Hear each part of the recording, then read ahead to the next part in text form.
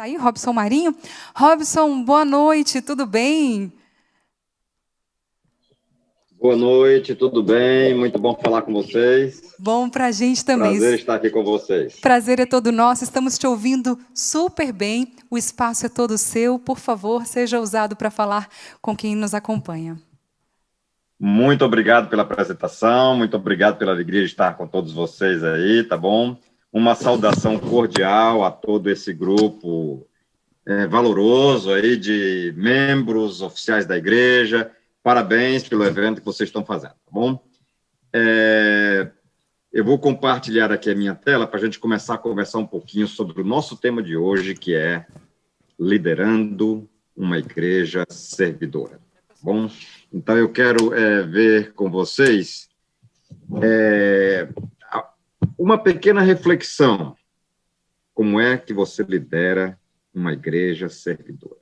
Como é que você faz a sua igreja ser uma igreja servidora? É uma alegria muito grande a gente poder compartilhar com você esses temas. Eu agradeço aí o convite do pastor Jair Miranda, tá bom? Nós estivemos juntos aí no programa de liderança, no mestrado de liderança. Eu tenho a alegria de falar para vocês daqui da Andrews University, é uma alegria muito grande a Andrews poder contribuir com vocês nesse projeto de servir, tá bom? Eu vou compartilhar, então, aqui a minha tela para a gente começar a conversar um pouquinho, então, sobre o nosso tema de hoje. Um pouquinho.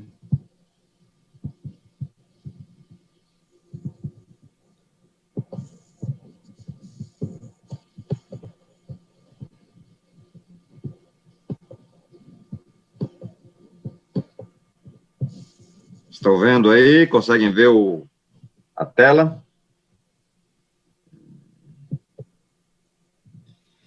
Gente, vamos falar sobre liderando uma igreja servidora. Qual é o segredo de se liderar uma igreja servidora? Então, a grande pergunta que nós temos aqui já para iniciar é: qual a diferença entre uma igreja servidora e uma igreja não servidora? Você já pensou nisso? Ou seja, são todas as igrejas iguais? Existe alguma diferença? O que faz uma igreja ser servidora e a outra não ser servidora? E a sua igreja? Como é que você considera a sua igreja? Servidora ou não servidora? Muito bem. Eu quero só apresentar para vocês que a diferença está na liderança espiritual. Em outras palavras, esse é o segredo da liderança da igreja servidora. Ela ter uma liderança comprometida com a espiritualidade. Tá? Isso é o que eu chamo de dueto da liderança servidora. Mas o dueto, ele pode ser expandido, e eu chamo de trio da liderança servidora. Né? É o líder, o liderado e Jesus Cristo. Enquanto esse trio não estiver conectado em harmonia, a sua igreja vai ter dificuldade de ser uma igreja servidora. E eu também gostaria de expandir um pouquinho mais, eu chamo então de quarteto, né? O quarteto da liderança servidora. O que é? O líder cristão, espiritual, o liderado espiritual, Cristo na base e a igreja como o campo de serviço do líder. Gente, eu queria fazer uma breve reflexão. Eu sei que o nosso tempo já está avançado, a gente vai abreviar de maneira que vocês peguem a ideia, né? Liderança servidora na Bíblia. Como é que a gente pode, que parâmetro, que padrão a gente vai usar para apresentar ou para desenvolver uma igreja servidora e para buscar as características dessa igreja servidora? Bom, vamos ver na Bíblia. A Bíblia é uma verdadeira biografia de grandes líderes. Nela vocês vão encontrar líderes políticos, como os reis, por exemplo, Israel, reis de Judá, Davi, Salomão, Saul. Líderes religiosos, como os profetas, Jeremias, Isaías, Amós, todos os grandes profetas e os profetas menores. Líderes empresariais, como os patriarcas, Abraão, Isaac, Jacó. Eles eram verdadeiros empresários de grandes fazendas, de grandes administradores de grandes terras, né? E vocês vão também encontrar líderes militares, como os comandantes de exército, né? O Joabe, o comandante do exército de Davi, e vocês têm vários outros que foram esses grandes líderes da Bíblia. Muito bem. Alguns desses líderes foram famosos mundialmente, como, por exemplo, Salomão, Ciro, que era o rei da Pérsia, né? É um rei conhecido na história. Outros líderes da Bíblia eram desconhecidos e anônimos, como, por exemplo, o bom samaritano. Alguém de vocês sabe me dizer qual era o nome do bom samaritano? Alguém descobriu na Bíblia, em alguma pesquisa que você já fez, qual era o nome do bom samaritano? Não tem. Um grande líder. Um grande líder. Poderíamos fazer aqui um tratado de liderança sobre o trabalho do bom samaritano, mas ninguém sabe o nome dele. Ou, por exemplo, os líderes foram mulheres, como Esther, Ruth, e tantas outras, né? Ulda, a própria Maria, mãe de Jesus, e tantas outras. E é interessante que a Bíblia também apresenta alguns líderes que foram crianças, como Miriam, que salvou Moisés lá no Rio Nilo, né? Como uma escrava de Naamã, que guiou o seu patrão para ser curado pelo profeta de Israel, por Eliseu. Então, gente, essa visão bíblica de liderança nos fornece um modelo para uma igreja servidora. Nós vamos encontrar também na Bíblia líderes de todos os temperamentos. Vocês vão encontrar gente superativa, como o apóstolo Paulo, né? O apóstolo Paulo era meio elétrico, né? Ele não conseguia ficar parado. Outros eram líderes pacatos e calmos, como Moisés, como Jó. Havia alguns líderes apressados e barulhentos, como Pedro. Alguém de vocês se identifica aí, hein? Já viu a pessoa que fala demais na igreja e que conversa com todo mundo e que está sempre rindo, que está sempre fazendo barulho? Esse era o Pedro, viu? Você vê como Deus tem espaço para todo tipo de líder, tá? Para o elétrico Paulo, para o calmo Moisés, para o barulhento Pedro, ponderados e cautelosos como Abraão, aquele líder pensador, né, que fazia as coisas dentro de um planejamento, dentro de um programa, e também líderes intelectuais, como Isaías, Jeremias, e líderes práticos, como Davi, por exemplo. Tá? Essa é a visão bíblica de liderança. Agora, todos eles, qualquer que seja o temperamento, qualquer que seja a origem, todos eles nos ensinam uma lição. Liderança não depende da posição, nem do temperamento, nem da idade, nem do sexo, pois todos podem ser líderes com as qualidades e competências que desenvolveram. Em outras palavras, o que nós estamos dizendo aqui é que você é um líder. E Deus espera fazer de você um líder servidor na sua igreja. Qual a identidade... Agora vamos entrar na igreja servidora, né? Qual é a identidade bíblica da igreja servidora? Vamos ver? 1 Pedro 2,9, o que é que nos diz lá? Vocês, porém, são geração eleita. Pessoal, a igreja servidora é eleita. Pense um pouquinho nessa palavra, quero falar um pouquinho sobre ela agora. Sacerdócio real. Nação santa. Povo exclusivo de Deus, para anunciar as grandezas daquele que nos chamou das trevas para a sua maravilhosa. Essa é a identidade. Eu resumi a identidade da igreja servidora nas seguintes características. Veja lá. Primeiro, segundo o texto que acabamos de ler de 1 Pedro 2,9. A origem da igreja servidora. Como é que ela surgiu? De onde é que ela vem? Você quer que a sua igreja seja uma igreja servidora? Ela tem que ser eleita. A igreja foi eleita por Deus, não para ter prestígio, não para ter uma imagem pública. A igreja foi eleita por Deus para ser uma igreja servidora. Vós sois raça eleita. Você quer uma igreja servidora? Saiba que a sua igreja foi eleita para isso. Tá? Você e a sua comunidade, a sua equipe, o seu pastor, os oficiais da igreja, eles decidem se vocês vão honrar a eleição. a escolha que Deus fez da sua igreja, tá bom? Então, a segunda característica é o perfil da igreja. Vocês estão vendo como Deus escolheu vocês, mas olha o desafio que Deus dá para a igreja servidora. Você quer fazer parte de uma igreja servidora? Está aí o perfil. Não é um perfil baixo. Não é líder de qualquer coisa. O perfil é nada menos do que santidade. Nação santa. Vós sois raça eleita. Nação santa. Que mais? Qual é a natureza da igreja servidora? Sacerdócio real. O que é um sacerdócio, pessoal? Sacerdote é aquele que intercede por outro. Esse é o sacerdote.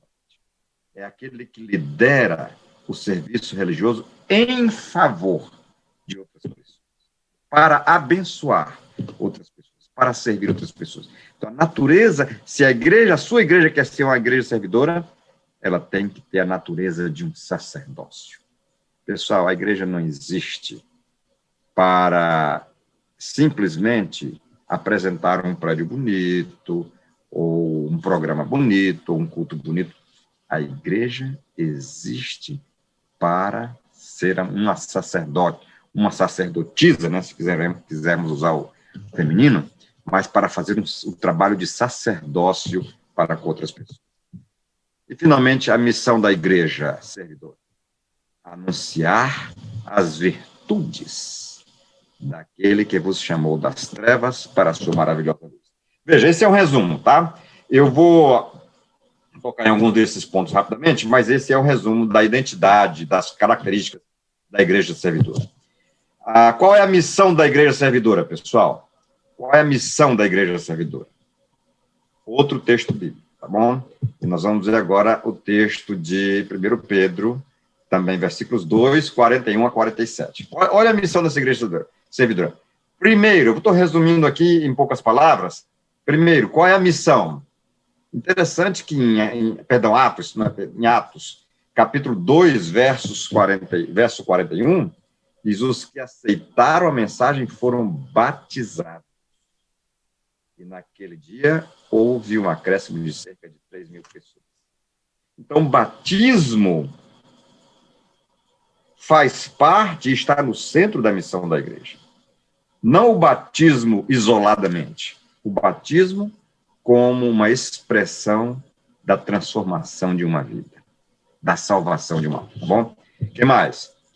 Olha aí, eles se dedicavam ao ensino dos apóstolos e à comunhão, ao partir do pão e às orações. Então, havia um espírito de comunidade. Você quer que a sua igreja seja uma igreja servidora? Você quer liderar uma igreja servidora? Ela não pode esquecer a missão de batizar.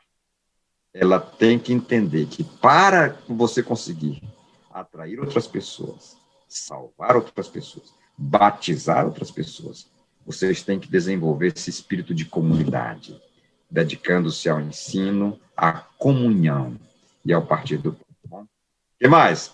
Reverência na adoração. Todos estavam cheios de temor e muitas maravilhas e sinais eram feitos pelos apóstolos. Então havia, sim, o compromisso do batismo, havia, sim, o senso, a experiência da comunidade, mas havia também a experiência da adoração, com reverência e com temor. União, todos os que criam mantinham-se unidos e tinham tudo em comum. Então, além da comunidade, há uma união intrínseca. Amigos e meus irmãos, é hora de a gente fazer uma reflexão profunda sobre isso. Na sua igreja, por acaso, tem conflitos? Todo lugar tem conflito, né? Mas como é que são administrados os conflitos da igreja? Na sua igreja existem divisões, críticas. Ela não será uma igreja servidora, enquanto ela não alcançar esse padrão bíblico da união entre os seus membros, tá? É um padrão bíblico, não é um padrão humano, tá? E a união. Todos os que criam mantinham-se unidos. Você consegue imaginar alguém da igreja cristã primitiva criticando-se uns aos outros? Vocês conseguem imaginar conflitos certamente pode ter havido alguns atritos, diferenças de opinião, mas vocês conseguem imaginar conflitos não resolvidos na igreja primitiva? Se você quer ter uma igreja servidora, esse é o modelo, tá bom? O que mais? Missão da igreja servidora? Compaixão. Vendendo suas propriedades e bens, distribuiu a cada um conforme a sua necessidade. Esse modelo não significa que a todo momento você deve se desfazer das suas coisas, mas é muito mais do que isso. Não é simplesmente vender o que você tem para ajudar alguém. É entregar a sua vida para ajudar as pessoas. Essa vida de compaixão e de serviço é o segredo de uma igreja servidora que vai transformar uma comunidade, tá bom? Então, se você quer buscar o modelo da igreja servidora, ele está na Bíblia, tá? Batismo, comunidade, reverência, união, espírito de união, compaixão para com as pessoas, o que mais? Adoração, nós falamos na reverência, adoração segue a mesma linha, todos os dias continuava a reunir-se no pátio do templo, partiam o pão em suas casas e juntos participavam das refeições, com alegria e sinceridade do coração. E um detalhe muito significativo que às vezes a gente esquece nas nossas igrejas, né? Um segredo da igreja servidora. Bom relacionamento entre as pessoas, louvando a Deus e tendo a simpatia de todo mundo. Veja que nem sempre a gente pensa em simpatia como sendo um componente da missão de Deus para a sua igreja. Mas aqui em Atos, os apóstolos fizeram a questão de registrar que a simpatia do povo fazia parte dessa identidade de uma igreja servidora. E o Senhor, considerando que havia esse louvor a Deus, essa simpatia, esse relacionamento, o Senhor acrescentava todos os dias, o Senhor lhes acrescentava todos os dias aqueles que iam sendo salvos, tá? Atos 2, 41, 47. Pessoal, em resumo, essa é a missão da igreja servidora. Bom? E qual é a missão do líder servidor? Rapidamente. Você quer fazer tudo isso e tornar a sua igreja servidora? Comece pelo seu exemplo. Tá? Gente, não existe líder servidor sem dar o exemplo. Tá?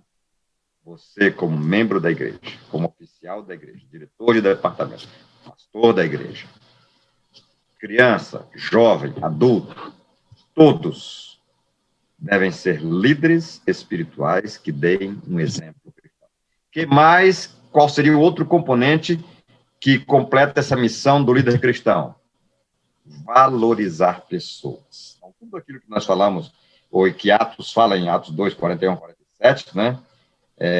Que estavam todos juntos, em comunhão, comum. Os princípios são esses aqui. Valorizar pessoas. Não simplesmente fazer favor de agradar as pessoas. Não, reconhecer o valor das pessoas. Aceitar as pessoas como sendo filhos de Deus, que têm um valor enorme para contribuir para a igreja e para a vida da comunidade. Amar a todos. A missão do líder servidor é amar a todos sem exceção. E completando, então, esse bloco, ou esse quarteto da missão do líder, né? Servir a todos. Existe um pouco de confusão, algumas vezes, quando se fala de liderança servidora. Liderança servidora, então, é o liderado servir o líder. Certo ou errado, pessoal? Liderança servidora é o liderado servir o líder. Certo ou errado? Não. Errado. Liderança servidora é todos servirem a todos. Liderados servem o líder e servem os companheiros. O líder serve os liderados, os companheiros, a todos. Então, não existe a liderança servidora. Aliás, esse é o segredo e é o conceito supremo da liderança servidora. Não é uma coisinha de um servindo o outro. a grande riqueza da liderança servidora é todos servindo todos. Eu queria falar um pouquinho sobre esse detalhe aqui de valorizar pessoas. A gente acha que isso aqui é muito... parece óbvio, né? Mas não é óbvio. Quando eu digo valorizar pessoas, estou falando de valorizar pessoas mais do que as coisas. Valorizar pessoas além das coisas. Por exemplo, vamos pegar um exemplo agora até meio assim pesado, né? O que é mais importante? As pessoas da igreja... Eu quero que vocês me entendam bem, tá? Eu vou fazer um exemplo bem forte que é para a gente entender o contraste. O que é mais importante, as pessoas da igreja ou as doutrinas da igreja? Difícil é a pergunta, hein? Difícil. Eu sei que é quase que impossível separar um do outro. Mas eu quero lembrar para vocês um texto de Jesus Cristo, que coloca as pessoas acima de tudo, inclusive das doutrinas. Quando ele disse, o sábado foi feito por causa do homem, ou seja, das pessoas. E não as pessoas foram feitas por causa do sábado. O que Jesus está querendo dizer com isso? Ele estava diminuindo o valor do sábado? Não. Jesus estava mostrando que o sábado e todas as doutrinas foram feitas para abençoar as pessoas. Então, as pessoas são o valor supremo da igreja. As doutrinas são uma bênção, a bênção maior para enriquecer a vida das pessoas. Percebe? Então, é mais uma abordagem didática, né? Na prática, você não separa. Você não consegue valorizar uma coisa mais do que outra. Mas Cristo colocava as pessoas como a sua prioridade suprema. É por isso que, quando vem um grupo para apedrejar Maria Madalena, ele disse, quem não tiver pecado, atire a primeira pedra. Porque as pessoas eram mais importantes para Jesus do que a letra da lei. Percebem? Isso não diminui a lei, isso engrandece a lei. A lei é feita para enriquecer a vida das pessoas, para desenvolver as pessoas, percebe? Então, quantas vezes Jesus dava prioridade? Quantas vezes Jesus deu prioridade a crianças? Deixai vir a mim os pequenos, pois deles é o reino dos céus. Quantas vezes Jesus dava prioridade às mulheres, aos pastores, aos mais pobres da sociedade? As pessoas para Jesus estavam assim. Amigo, meu querido irmão, você quer ter uma igreja servidora? Seja um líder servidor, dando exemplo, valorizando as pessoas, amando a todos ao seu redor e servindo a todos ao seu redor. Esse conceito ele pode ser desenvolvido e ampliado. E eu queria deixar apenas com vocês o pensamento da liderança de Paulo. Olha o trabalho que Paulo desenvolveu. O apóstolo Paulo escreveu 14 epístolas. O apóstolo Paulo fundou inúmeras igrejas, dezenas de igrejas. Qual foi o resultado da liderança de Paulo? Crescimento do cristianismo. Como é que nós poderíamos avaliar o líder Paulo? Como é que nós poderíamos avaliar? Era Paulo um líder chefe ou um líder servidor? Estão lembrados do texto em que Paulo diz que estive sujeito a vários naufrágios, fui apedrejado várias vezes, passei fome, passei necessidade. Por quê? A missão do apóstolo Paulo era servir a igreja. Servir a Deus, servir a igreja. Eu quero deixar você nessa noite com esse pensamento, tá bom? Deixar você com esse pensamento de que se você quer ter uma igreja servidora, lembre-se, você tem um compromisso com Deus. O compromisso de dar o exemplo. O compromisso de amar a todos. O compromisso de servir a todos. O compromisso de ajudar as pessoas. Essa eu vou colocar de volta para vocês, eu quero deixar com vocês essa tela.